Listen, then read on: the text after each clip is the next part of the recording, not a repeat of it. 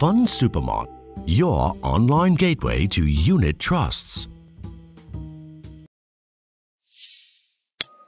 Hello Ned, and thank you for joining us. Obviously it's been an interesting few months for the monetary metals markets, but looking ahead to the rest of 2021, what can we expect the gold price to do?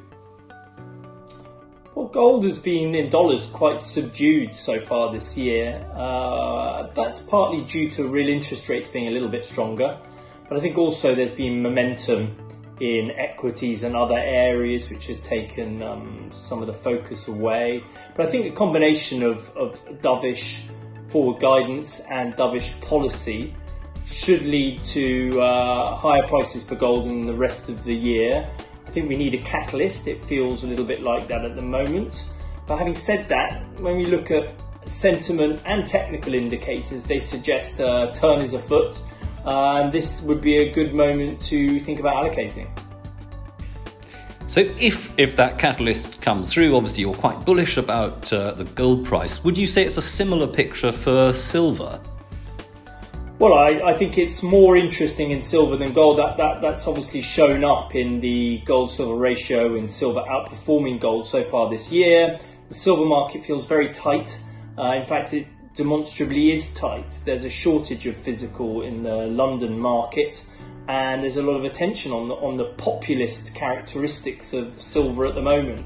I look at it and I think that silver above $30, there's a reasonable chance that we could get fairly uncontrolled in terms of a price rise. So I'm especially bullish at silver, and it's that confluence or that competition of demand factors, being investment, obviously, and also increased industrial demand. And I think those two things have made silver look particularly interesting this year.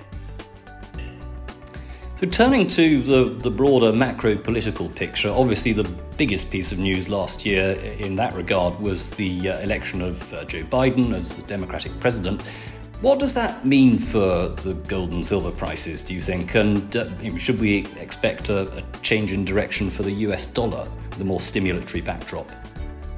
Well, I think the US dollar has been in a sort of relatively solid weakening pattern for a while now, and I would certainly expect that to continue. And I know the broader market is anticipating that is the trend that's set to remain in place. Generally, Democrats are looser with monetary and fiscal policy. That's generally negative for real interest rates, therefore good for gold, good for silver. So I think the picture is well set. I mean, we look back to when Trump surprisingly won and the Republicans won. We had the reverse situation, which is the market had anticipated Hillary would be president and therefore would be more dovish. So gold and silver sat back for a while. So yes, I think it's a good situation overall for gold and silver with a Democrat in charge, albeit lately there have been concerns to do with rising yields at the long end. But we think that, in fact, probably the greater pressure there is inflationary, which of course could be very helpful for gold and silver prices. Now, turning to the metals themselves, how are mining companies doing in the current COVID-affected world? And do you see any particular themes emerging in the monetary metals mining sector?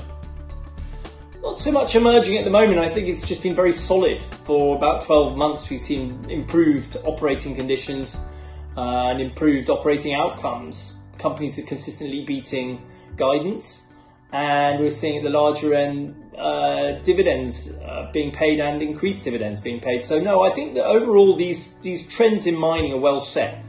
You've got operational efficiencies, you've got M&A, you've got more exploration and development spend, which is important structurally for the sector. And just crucially, you have sideways to slightly rising costs. Rather than the previous cycle, we had costs in mining really accelerating very dramatically. And we don't see that at the moment, so I think that they're well set too. So a pretty positive backdrop for the bullion markets and indeed for the miners. I would say so, but I think that, we have to accept that all markets now are very momentum based. So we need to see the wider market participation piece come back, which was there in the second half of last year. But what we've seen in Q4 last year and early this year, particularly for gold, is really a very low level of participation.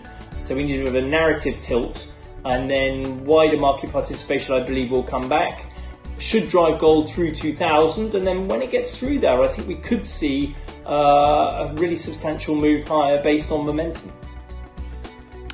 Ned Naylor-Leyland, thank you very much. Thanks.